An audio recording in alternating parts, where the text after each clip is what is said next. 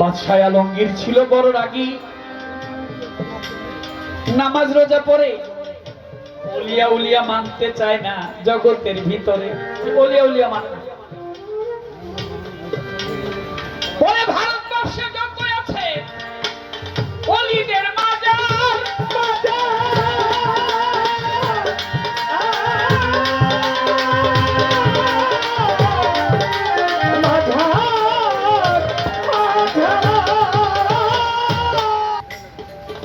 সমস্ত মাজারগুলি ভেঙে চুরে করে দিব চুরমার। কোন মাজার রাখা যাবে না, ভেঙে দিব। মা ফাতেমা তো জোহরা মাজনুনি মাজার ছিল, ভেঙে দিয়েছে ওহাবিরা।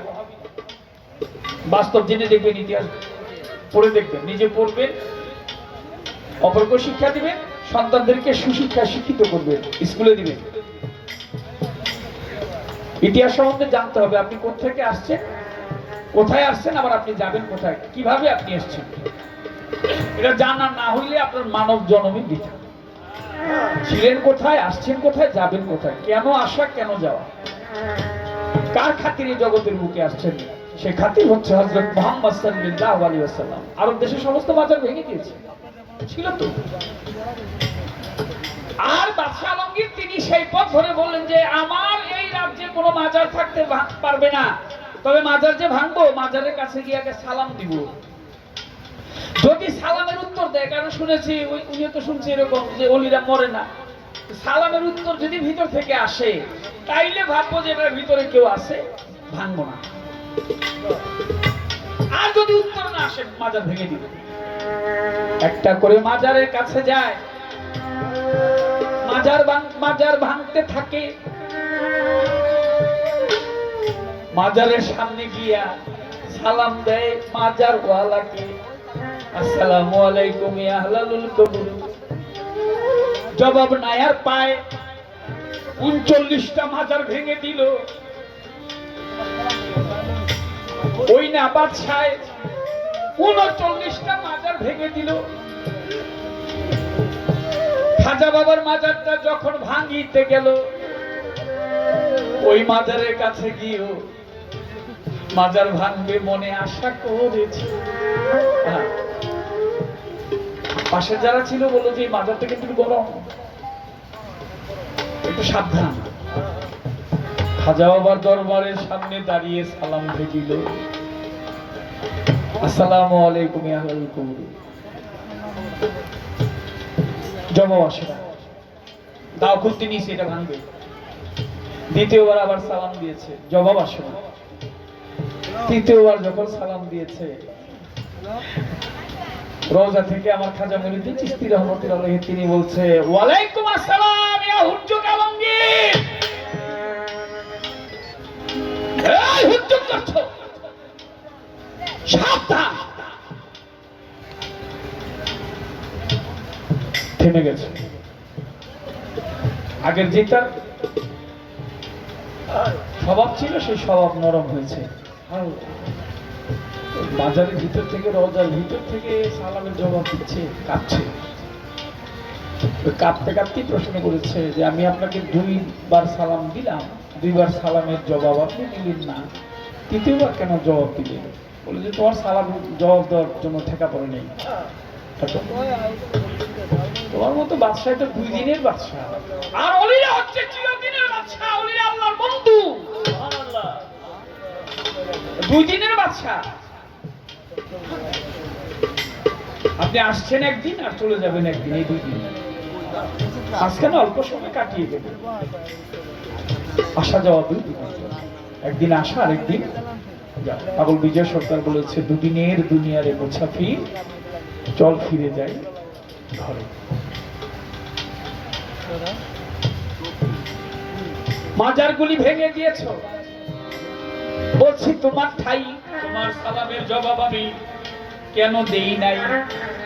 প্রথম যখন সালাম দিয়েছিলে তখন আমি মদিনায় ছিলাম, রাসূল করিম সাল্লাল্লাহু আলাইহি ওয়াসাল্লামের রওজা মুবারকে। আমি সেখানে গিয়েছিলাম নবীর সাথে খুব দেখা করার জন্য। তুমি দ্বিতীয়বার যখন সালাম দিয়েছিলে, দ্বিতীয় সালামের জবাব দিইনি, আমি রাস্তায় ছিলাম। তৃতীয়বার আমি আমার রোজায় এসে তোমার সালামের জবাব দিলাম।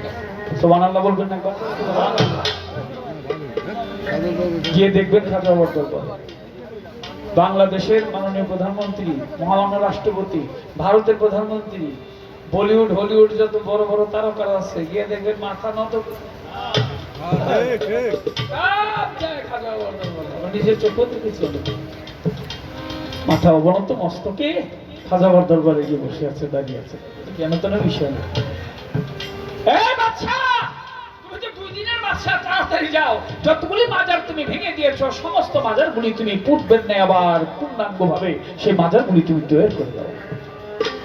বাদশাহ আলমগীর কথা শুনে ভক্তি চুম্বন করে যতগুলি মাজার ভেঙেছিল আবার সংস্কার করে, আবার আগের মতো এসে তার নিজের পয়সা দিয়ে, নিজের কষ্টের পয়সা দিয়ে সেইগুলি আবার আগের মতো করে দিয়েছে। আমার এই দাদা ভাই মনে কদিন আগে গিয়েছিলেন, আমাদের মোবারক ভাই বললো আর কি খাজা বরদরবারে গেছে, যে গেছে একবার যদি সম্ভব হয়ে যাবেন।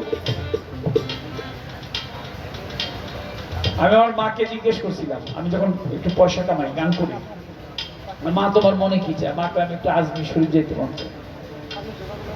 তা আমারও তখন সময় ছিল, মায়ের নিয়ে আজমির শরীফ গেছি, ঘুরে নিয়ে আসছি।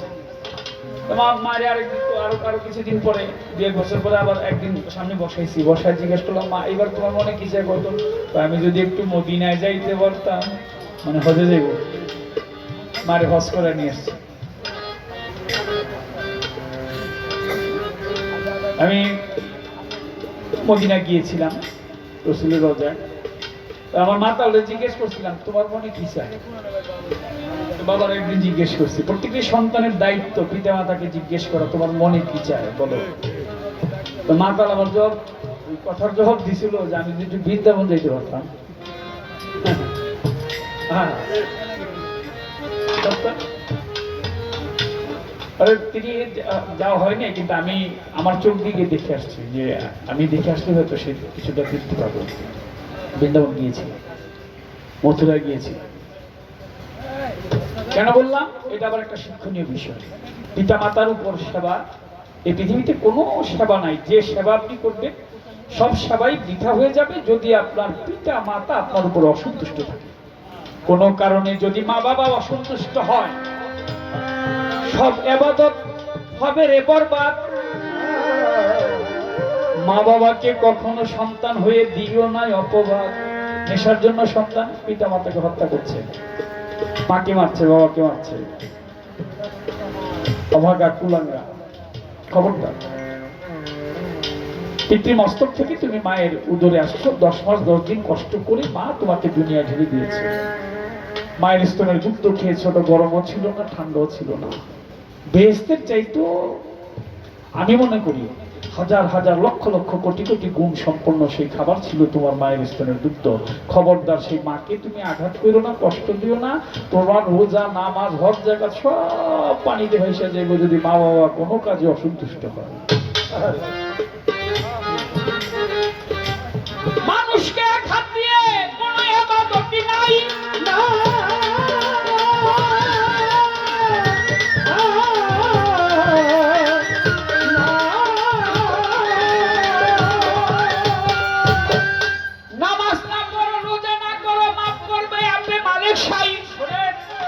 তুমি নামাজ পড়ো নাই, রোজা করো নাই, খোদাই ইবাদতি করো নাই, ইচ্ছা করলে আল্লাহ পাক তোমাকে মাফ করে দিতে পারে। কিন্তু কোন মানুষের মনে যদি তুমি কষ্ট দাও, ওই মানুষকে যতক্ষণ পর্যন্ত মাফ না করবে ততক্ষণ পর্যন্ত আল্লাহ তোমাকে মাফ করবে না। মনে রেখো আমার প্রত্যেকটি কথা। যুবক যারা, তাদেরকে বলছি, মানুষকে আঘাত দিয়ে খোদা পাবে না, আর ওলিয়া উলিয়ার সাথে বেয়াদবি কখনো করা যাবে না। হ্যাঁ, বাদশাহ আলমগীর বাঁধা মতো করেছে।